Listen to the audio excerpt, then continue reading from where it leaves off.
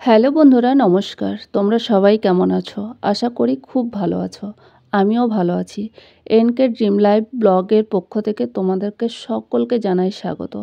আজকে আমি চিকেনের ঝোল আর ভাত করেছি। সেটাই আজকে তোমাদেরকে দেখাবো। আমি কিভাবে দেশি চিকেনের ঝোল রান্না করি। চলো ফটাফট দেখে নিই। দেশি চিকেন নিয়ে নিলাম 400 গ্রাম। সাথে নিয়ে নিলাম আদা কুচি। আদাগুলোকে ছোট ছোট করে কেটে নিয়েছি। গোটা রসুন, তার সাথে পেঁয়াজ কুচি। পেঁয়াজ কুচির সাথে সাথে আমি নিয়ে গেলাম জিরা। গোটা জিরাগুলো একটু পরিমাণ মতো রেখে দিলাম। সাথে নিয়ে নিলাম লাল লাল কাঁচা মরিচ। সবগুলো আমি গোটা মশলাগুলো মিক্সার গ্রাইন্ডারে দিয়ে জিরা, আদা, রসুন সব কিছু দিয়ে একবারে আমি মিক্সচার করে নিই। দেখো আমি যে মিক্সচারটা ইউজ করি এটা হচ্ছে মিনি মিক্সচার। যেহেতু আমি একা থাকি, একার জন্য আমার বড় ধরনের মিক্সচার গ্রাইন্ডারের প্রয়োজন হয় না। আমি ছোট্ট মানুষ, এমনি অল্প স্বল্প করে রান্না করে এটাতেই কাজ চলে যায়। তো প্রথমে যেটা অর্ডার দিয়েছিলাম সেটা খারাপ বেরিয়েছিল। তারপরে আমি ফ্লিপকার্ট থেকে নেক্সট বার অর্ডার দিই, তো এটা ভালো বেরিয়েছে। ছোটোখাটো কাজ এটাতে ভীষণ ভালো হয়। একটু বড়া করা, একটু চিকেনের মশলা করা, মাছের মশলা করা, নানা রকম মশলা এটাতেই হয়ে যায়। আর বেশ ভালো হয়। প্রথমে মনে হয় যে ছোট ছোট যে খেলনাবাটি খেলে না, পুতুল খেলার দিনে ছোটোবেলায় যে পুতুল খেলতাম সেই রকম লাগে এই মিক্সচারে মিক্সি করতে। দেখো বন্ধুরা, খুব ভালোভাবে পেস্ট হয়ে গেছে। পেস্টগুলোকে একটা বোলে ঢেলে নিলাম। নেওয়ার পরে আমি যেভাবে রান্না করি এটা মাকে দেখেছি গ্রামের বাড়িতে আমরা যখন ছোট ছিলাম, মা দেশি মুরগিগুলো এমনি করেই রান্না করে দিত আমাদের। একটু ঝোল ঝোল থাকতো। অনেকেই হয়তো চিকেনের ঝোল খেতে পছন্দ করে না, কিন্তু একটু ঝরঝরা ভাতের সাথে 2 টুকরো লেবু দিয়ে চিকেনের ঝোল খেতে বেশ ভালো লাগে।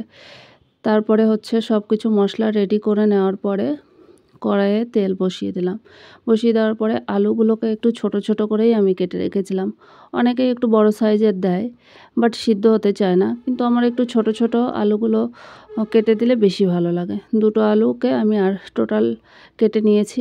একটা আলুকে 4 টুকরো করে দিয়েছি। আলুগুলো একটু হালকা আঁচে দিয়েছি, হাজারেই ভলিউম আছে। আর একটু কমে দেবো, 100-তে দিয়ে দেবো।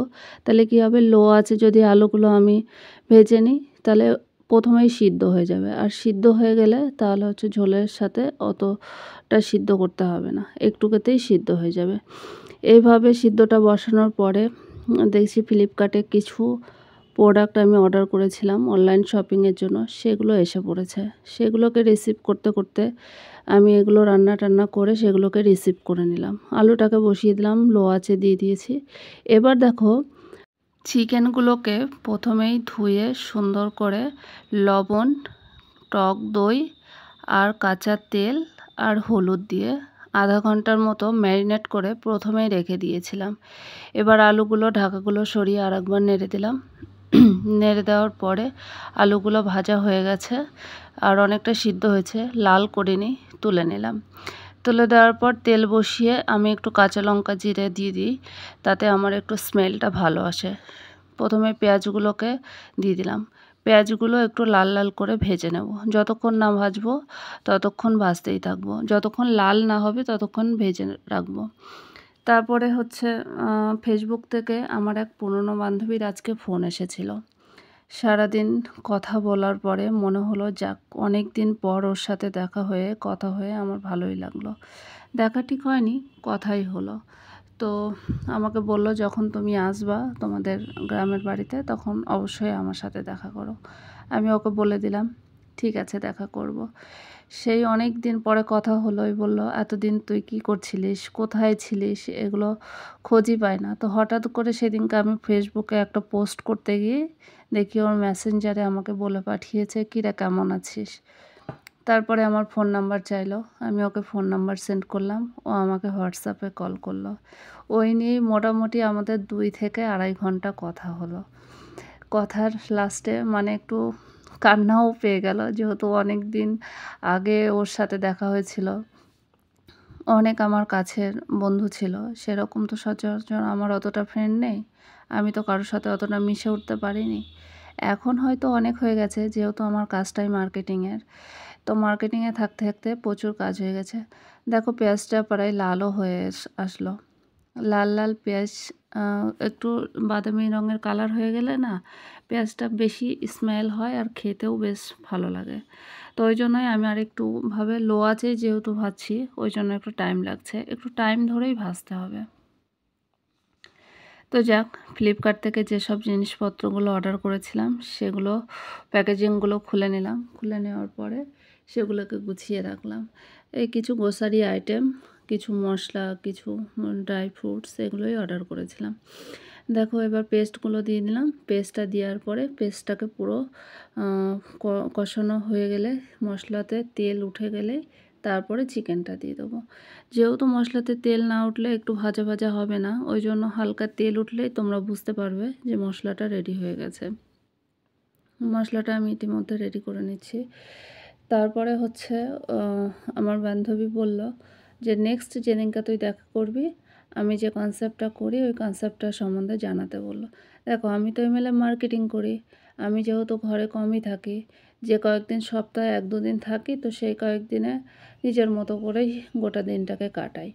আজকে হঠাৎ কি মনে হলো, অনেক দিন ধরে দেশি চিকেন খাই না, আর একার জন্য ভালোও লাগে না। পাশের বাড়ি যদি কখনো বৌদি বলে যে করো, ভালোই লাগে, কিন্তু সচরাচর আমি মানে থাকতেও পারি না, ওই জন্য হয়ও না। ওই জন্যই 400 গ্রাম নিয়েছি। যেহেতু আমি দাদা, বৌদি আর একজন ছোটো বাচ্চা আছে, তো 4 জনের বেশ হয়েই যাবে। এইভাবে পুরোটা কষিয়ে রাখার পরে এটাকে একটুখানি হালকা যদি জল দিয়ে দাও তাহলে একটু ভালো হয়। তাহলে কি হয় জানো তো, মশলাটা অনেকটা সিদ্ধ হয়ে যায় আর কাঁচা যে গন্ধটা থাকে সেটাও আর থাকে না। এইভাবে আমি একটুখানি জল দিয়ে হালকা করে আবার একটুখানি নাড়িয়ে নিলাম। নাড়িয়ে নেওয়ার পর আরও কিছু 5 থেকে 10 মিনিটের মতো এটাকে আমি কষিয়ে নেব। আজকে অনেকটাই কাজ পড়ে আছে, যেহেতু জলটাও শেষ হয়ে গেছে। জলবালাকে ফোন করে জলটা দিয়ে যেতে বলবো। তো ইতিমধ্যে জলবালাকে ফোনও করে নিলাম, মেসেজ করে নিয়েছি। দেখো বলতে বলতেই চলে এসেছে। যাই ঢাকাটা তুলে দিয়ে একবার পুরো মশলাটাকে নাড়িয়ে নিয়ে আগে জলটাকে রিসিভ করি। তো জলবালা দাদা বলছে তুমি কি রান্না করছো, খুব ভালো সেন্ট বেরিয়েছে। আমি আবার ইয়ার্কি করে বললাম যে আজকে তাহলে খেয়েই নাও, চিকেন রান্না করছি। তো বলছে বৌদি তোমাদের বাড়িতে কতবার জল দিতে আসি, তো তোমার খুব কমই আমি এত সকাল সকাল রান্না করতে দেখি। আমি বললাম আজকে বেশি কাজ নেই, আজকে বিকেলের দিকে বেরোবো, ওই জন্যই হচ্ছে সকালের দিকেই চিকেনটা করে নিলাম। কারণ আজকে আমার যেহেতু কাঁচা সবজিগুলোও ছিল না, তো বাজারেই গেছিলাম, কাঁচা সবজিগুলো নিয়ে আসলাম, চিকেনটাও পেয়ে গেলাম, চিকেনটাও নিয়ে গেলাম। তো চিকেনওয়ালা যখন চিকেন নিই বলছে খাসির মাংসের থেকেও দাম বেশি। আমি বলছি নো প্রবলেম, কারণ দেখো পোলট্রির মাংস খাওয়া হয় সেই হিসাবে অতটা লাগে না। তো যে কয়েকদিন একটু একটু খাই তো দেশিটাই নিয়ে আসি। আর আমি মাটন যেহেতু খাই না, ওই জন্য আমার এটাই ফেভারিট। তো এবার ঢাকা দিয়ে জলটাকে রিসিভ করে নিলাম। নিয়ে আমার কাছে একটু জল খেতে চাইলো, তো আমি ওনাকে আবার জলের বোতলটা দিয়ে দিলাম। কারণ ভীষণ রোদ উঠেছে বাইরে, তাপমাত্রা ভীষণই মানে প্রখর, যাওয়াই যাচ্ছে না, এতটা তাপমাত্রা। একটু বৃষ্টি হলে, মেঘ করলে বেশ ভালোই হতো। অনেক দিন ধরেই একটা কথা মনে মনে ভাবছি যে আমের সিজনে আমের চাটনি করব। চাটনি বলতে যে ঝুরি আচারগুলো হয় সেই আচারগুলো করব। তো আজকে কিছুটা আমও নিয়ে এসেছি, সেই আমগুলোকে নিয়ে ঝুরি ঝুরি আচার করব। তো তোমাদেরকে নেক্সট ভিডিওতে আমি দেখাবো আমি ঝুরি আমের আচার কিভাবে করি, তোমাদেরও ভালো লাগবে।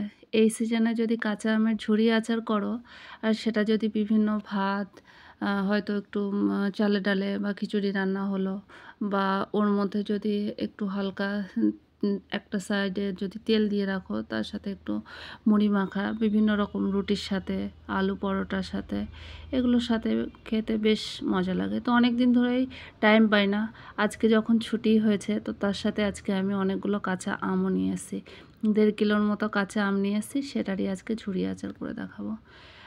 দেখো মাংসগুলো প্রায় হয়ে এসে, কষিয়ে নিয়েছি।